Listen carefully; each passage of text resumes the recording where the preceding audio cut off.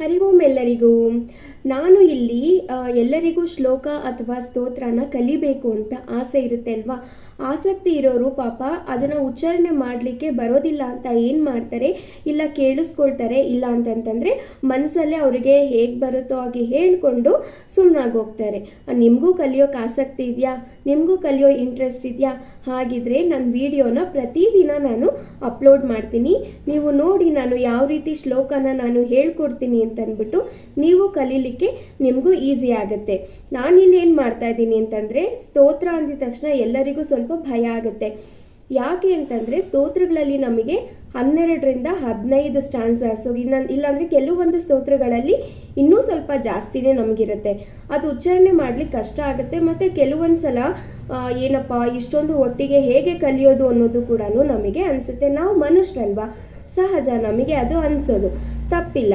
So ಹಾಗಾಗಿ ನಾನು ಈಗ ಇಲ್ಲಿ ಏನು ಮಾಡ್ತಾ ಇದ್ದೀನಿ ಅಂತಂದರೆ, ಆ ಒಂದೊಂದು ಸ್ತೋತ್ರನೂ ಒಂದು 4 ಲೈನ್ ಆಗಿ ಒಂದೊಂದು ಸ್ಟ್ಯಾನ್ಸ್ ಆಗಿ ಮಾಡಿ ಶ್ಲೋಕದಲ್ಲಿ ನಾನು ನಿಮಗೆ ಹೇಳಿಕೊಡ್ತೀನಿ. ಹಾಗಾಗಿ ನಿಮಗೂ ಕಲೀಲಿಕ್ಕೆ ಈಸಿ ಆಗುತ್ತೆ. ಮತ್ತು ಆ ಒಂದು ದೊಡ್ಡ ಸ್ತೋತ್ರನೂ ಆರಾಮಾಗಿ ನೀವು ಪಠಿಸ್ಬೋದು. ನಿಮಗೆ ನಾನು ಹೇಳ್ಕೊಡೋ ಸ್ತೋತ್ರ ಶ್ಲೋಕ ಇಷ್ಟ ಆಗಿದೆ ಅಂತಂದರೆ ಪ್ಲೀಸ್ ನನ್ನ ಚಾನಲ್ನ ಸಬ್ಸ್ಕ್ರೈಬ್ ಮಾಡ್ಕೊಳ್ಳಿ, ಲೈಕ್ ಮಾಡಿ, ಕಮೆಂಟ್ ಮಾಡಿ, ಮತ್ತು ಆದಷ್ಟು ಜನಕ್ಕೆ ಶೇರ್ ಮಾಡಿ. ಓಕೆನಾ? ಬನ್ನಿ ಈಗ ಒಂದೊಂದೇ ಶ್ಲೋಕಗಳನ್ನ ಕಲಿಯೋಣ.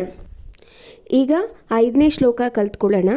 ದ್ವಾದಶೈತಾನಿ ನಾಮಾನಿ ತ್ರಿಸಂಧ್ಯಂ ಯಃ ಪಠೇ ನರಃ ನ ಚ ವಿಘ್ನ ಭಯಂ ತಸ್ಯ ಸರ್ವಸಿದ್ಧಿಕರಂ ಪ್ರಭೋಃ. ಈಗ ಮತ್ತೊಮ್ಮೆ ಇನ್ನೊಂದು ಸಲ ಹೇಳೋಣ. ದ್ವಾದಶೈತಾನಿ ನಾಮಾನಿ ತ್ರಿಸಂಧ್ಯಂ ಯಃ ಪಠೇ ನರಃ ನ ಚ ವಿಘ್ನ ಭಯಂ ತಸ್ಯ ಸರ್ವಸಿದ್ಧಿಕರಂ ಪ್ರಭೋಃ. ನನಗೆ ಒಬ್ಬರು ಕಮೆಂಟ್ ಹಾಕಿದ್ರು, ನೀವು ಶ್ಲೋಕನ 2 ಸಲ ಹೇಳಿಕೊಡಿ ಅಂತ. ಹಾಗಾಗಿ ಆ ಒಂದು ಕಮೆಂಟ್ನ ನಾನು ತಗೊಂಡು ನಾನಿವಾಗ ಒಂದು ಶ್ಲೋಕನ 2 ಟೈಮ್ಸ್ನ ಹೇಳ್ತಾ ಇದ್ದೀನಿ. ಸೊ ನಿಮಗೆ ಕಲೀಲಿಕ್ಕೆ ಈಸಿ ಆಗುತ್ತೆ ಅಂತ. ಓಕೆನಾ? ನಾನು ಅಪ್ಲೋಡ್ ಮಾಡ್ತಾ ಹೋಗ್ತೀನಿ, ನೀವು ಕಲೀಲಿಕ್ಕೆ ಈಸಿ ಆಗುತ್ತೆ. ಮತ್ತು ನೆಕ್ಸ್ಟ್ ಸ್ಟ್ಯಾನ್ಸಾ ಒಂದಿಗೆ ನೆಕ್ಸ್ಟ್ ವಿಡಿಯೋದಲ್ಲಿ ನಾನು ಬರ್ತೀನಿ. ಹರಿ ಓಂ. ಈ ಸ್ತೋತ್ರ ನಮಗೆ ಏನಾದರೂ ಕಷ್ಟ ದುಃಖ ಇರುತ್ತೆ ಅಲ್ಲ, ಆವಾಗ ಹೇಳ್ಕೊಳ್ಳೋ ಅಂಥ ಶ್ಲೋಕ ಅಥವಾ ಸ್ತೋತ್ರ ಇದು.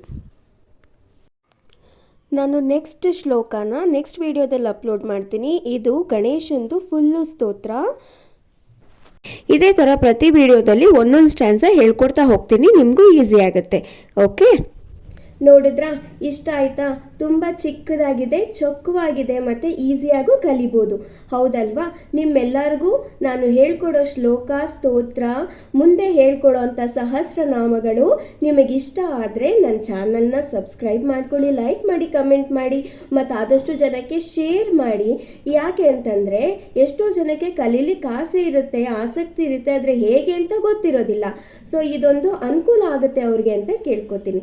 ಮತ್ತೆ ಇನ್ನೊಂದು ಶ್ಲೋಕದೊಂದಿಗೆ ಭೇಟಿಯಾಗೋಣ. ಹರಿ ಓಂ.